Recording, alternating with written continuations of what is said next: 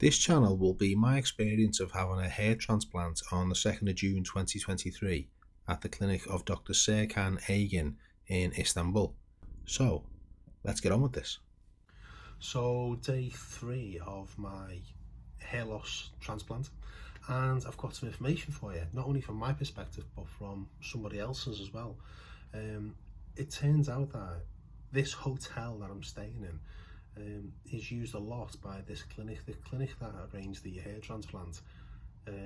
Part of their deal is that, you know, they cover the hotel aspect as well. So you see a lot of guys here with all bandages on the head and going in for their op and this kind of stuff.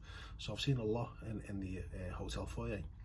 Now, I shared a car journey today with another British guy, and he'd had the procedure. Yeah, I was chatting to him yesterday before we had our operation. So we were swapping stories about what his experience was like, and in many ways his experience echoed my experience. So where I was saying I was in lots of pain while they were doing it, so was he. And he said he was like getting the shakes and stuff, and I was as well. Now, it wasn't because we're cold, that's adrenaline, you know. But anyway, so here's what's happened today. So today's day 3. I went along, they've removed the bandages, so this is what it's looking like so far. And let me move this light so you can see a better, if you can, look at the back of my head. Okay. I'm still on the hotel. And I got the medication. Yesterday I was querying the medication, because the medication that I was given was not the same as that was on the pre-op handout. So I got that clarified, so I'm starting taking the medication today. They are antibiotics, they are pain relief, they are anti-inflammatories, and there's another one that they recommend you take anyway, just to prevent you getting an upset stomach because you're taking these tablets. So now that's been addressed.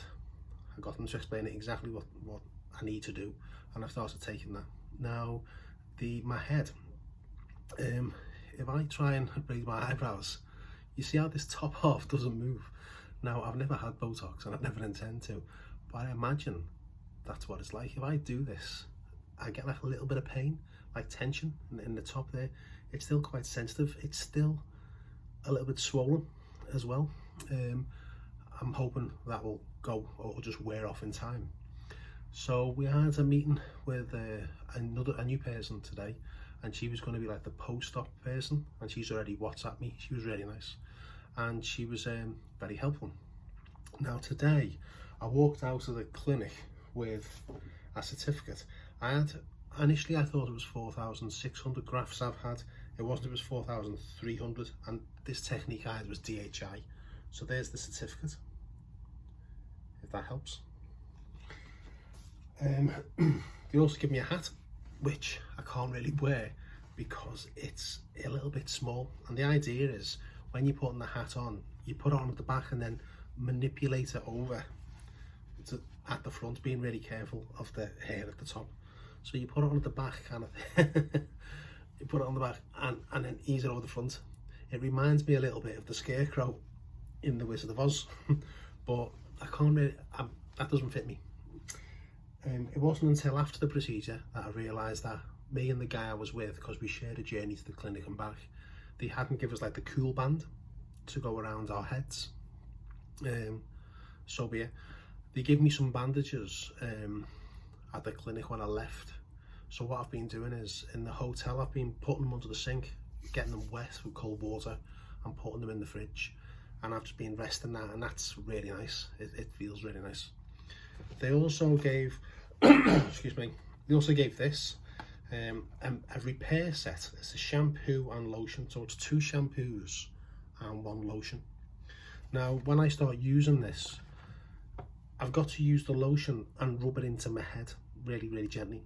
I leave it on for about an hour, and then after an hour put a little bit of the shampoo on. This is because this is going to scab up apparently, and I can already feel it a little bit, but nothing major.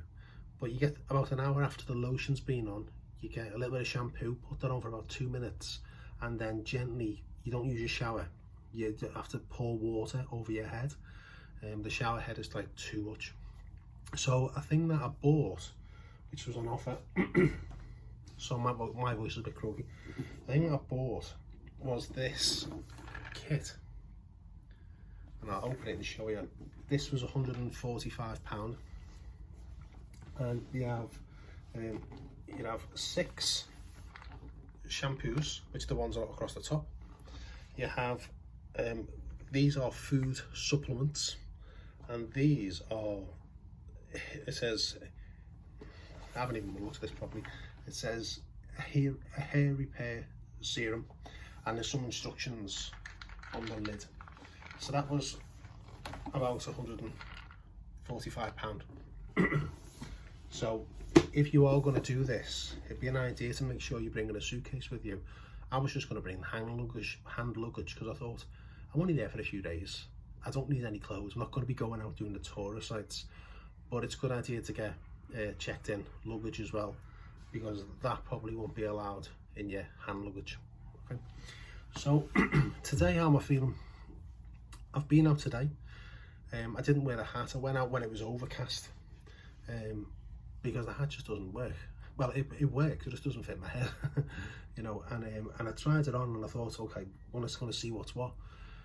So I just went out when it was really overcast. It was so nice, just feeling the fresh air on my head. The hotel food here is rubbish. It really is. It's a 4-star hotel, but the food is abysmal. And the guy I was travelling with today to and from the clinic, it turns out he was vomiting all last night because he had a pizza at the hotel and it sounds like it was undercooked. So the food hasn't been great here. So tonight I went out to a little Turkish place that was recommended just down the road. You're out the hotel, you turn right, and it's like a little kebab shop on the right as you walk down. It looks like nothing from the outside, but I'll put some pictures on this video. The guy there, Mehmet, I got chatting to him, very broken English of course, or limited English, and the food was excellent, and it's by far the best meal I've had since I've been here. It was a lamb kebab and it had all the dips and this kind of stuff. So Mehmet, a shout out to you, that was very much appreciated. And if anyone is going to be using this clinic after these series of videos and you think this is for you, if you're staying at the hotel, avoid the food. Breakfast is okay, but I've just been going for the fruit really. But avoid the main meals. I haven't had any good meals here at all. But this kebab place down the road, you could walk past it and think nothing. It is delicious, all right? So also today I had the laser surgery, and that's to promote hair growth. So you just walk into a room, sit in a chair, they put like goggles on you, like swimming goggles I guess, or if you were on a sunbed. Not that I've ever been on a sunbed, but that kind of thing. And for about 15 minutes you're just aware of these lights, and that's to promote the hair growth. So we'll see. But I think a few things have happened. I think because I'm now taking the tablets, the pain is reducing. I managed to have a little bit of a sleep for about 2 hours before, which was bliss, because I didn't sleep very well last night at all. Now I've got to be sleeping for 7 days with with this travel pillow. Now they gave me like a hospital, small hospital sheet initially, because if there was any blood from the back it wouldn't transfer onto the pillow itself. That worked. Another thing to be aware of is, speaking to the guy I was travelling with today, Martin, he got a slightly different deal regarding flights than I did. The deal that he got, in his package, the flights were included. For what he paid, it was included the flights, the operation and the hotel, and the transfers and the driver taking you everywhere you need to go. He got all that in his package deal, and he had to fly from Stansted Airport, he told me. And that's not the deal that I got offered. The deal that I got offered was the hotel, the transport to and from, and the procedure itself. So have a look at this if you're looking at it yourself. Are the flights included? Now he got his deal via email. I don't know whether you can hear that outside. That starts at about 4:30 in the morning and carries on throughout the day. But I think it's quite nice. It's all a bit cultural and it's not too overpowering. So I don't know whether my phone's picking that up. So think about, look into that. What deal you're getting offered? Is the price including the flights, or is that something you've got to fund separately? For myself, I had to fund that separately, but it's, you know, it's the way it is. So what other thoughts I've had about since the operation? Another strange thing that happened, which it also happened to this guy I was talking to, Martin. So this is how I know it's not just a unique experience for me. When I was going in for the operation, there's like a little locker room where you take your shirt off, and this is the only button down shirt I brought. That's why you're seeing the same shirt on these videos until I get back to the UK. But you take your shirt off and you put it in a locker with your trainees. They give you a pair of slippers that, unless you've got very small feet, don't move, so you're shuffling around like taking little baby steps because your feet don't fit in them. But a strange thing happened, and it happened to him as well. And I'm thinking the staff must have been told to do this. When you're in the locker room, the staff stay with you and then put a gown on you, which is like a black button down thing that goes to about thigh length, and and they fasten it up for you. Well, I thought that was it strange that they stayed with you in the room while they did that. What was even strange is after the operation, I went back into this, and it's only, you know, it's narrow, this locker room. When I say narrow, I mean, you know, two people can't walk by side. You'd have to sort of like shuffle around. After the operation, when I was getting out my little black gown and putting this shirt back on, I went in there, and two of the people who'd been in the operation, two of the staff, two of the women, were in the locker room with me, and one of them like just ripped open this, not ripped, but just popped open the gown, and I was like, okay, this is a bit strange. And the other one was just standing there, and I was thinking, I can unbutton this myself, you don't have to be here. So it was quite strange being in a locker room with one of them just like, and literally as the buttons pop open, and I was thinking, okay, this is a bit odd. So those little things, I think it'd be good to not happen. I would be perfectly capable of just going in there, unbuttoning it myself, putting my shirt on, kind of thing. Another thing, and I don't know whether I mentioned it on a previous video, was at one point during the procedure, when I was getting a lot of pain, there was one, and I could tell they were women because I could hear them talking, because they had like a gauze over my eyes, like a muslin cloth, and I could feel felt like water getting sprayed on my face. There was one woman pressing down on that shoulder, another one pressing down on this shoulder. There was a guy who was working on me on the back, and what they were doing was with the hair, with the hands, they were sort of like, I won't do it on my head because it said, but they were like stretching the skin, possibly to get a nice flat layer, I guess. But it was pain, and they were really pressing in, and as one of the women was doing it, I just felt like this sharpness in my scalp, and I said, whoa, I can't see anything because I'm covered up with this muslin cloth. And I said, whoa, hang on a minute. And I sort of like went like that. I said, hang on. I just grabbed hold of her hand. And as I did so, I could feel she had a long acrylic nails. And when I say long, they're about that long, on the end of a finger. And I thought, they're too long. If you're doing that kind of procedure, you shouldn't have nails that long, especially if you're holding someone down. But I could feel like the nails digging into my, as she was sort of like doing this. It felt like little knives, really. It didn't cut me, of course, but if I close to the camera so you can see, there's the results so far. So a few top tips I'd recommend is check out, if you're going to do this, whether the flights are included in the price or whether that's something else you have to fund yourself. Get clarification that the medication that you're going to get is the same as what's in the pre-op handout that you'll be sent via WhatsApp. avoid the hotel food if you come here.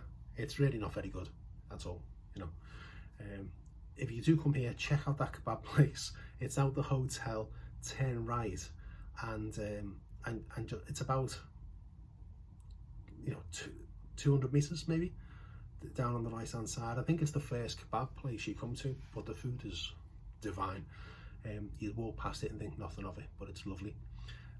Another thing before I end this longish video, the guy I was with, Martin, who I was talking with today, he got the offer of plasma being used to assist, and that was like €200. I didn't, and he did. And he said they just removed some blood, and he said it was like, that was like, just they did something with it, and it was injected into his head, and it's meant to sit under the skin. He did, and that's meant to promote hair growth as well. Obviously we're so early into it, I don't know whether that's a good thing or not a good thing, but he said he didn't feel any difference. I can't say because I didn't have it. I don't know whether you would feel any difference after day 3 or not. Who knows? So maybe if anyone else knows who's watching this video, if you know whether that's a good or a bad thing or an indifferent thing, put it down in the comments, because I don't know. Alright, so far I'm feeling alright. I fly back tomorrow, getting picked up at the airport, getting picked up at the hotel, driven to the airport, dropped off there, be there for a few hours, and then I'll be back to the UK, and yeah, take it easy. One other thing, I dropped something in the hotel room before, and I went to pick it up, and I was aware of like this like blood rush to my head, and I think that's normal, that's expected, because if I've had, what was it, 4,300 hair grafts, you know, it feels like you've been in a little bit of a fight with a little person who's jabbed you 4,300 times, so you're going to feel the effects.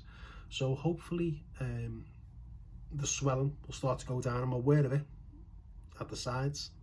I can see it. I can see it here, like there, for instance. If I take my glasses off, so you can see this feels swollen there. Hopefully that'll go down over the next few days.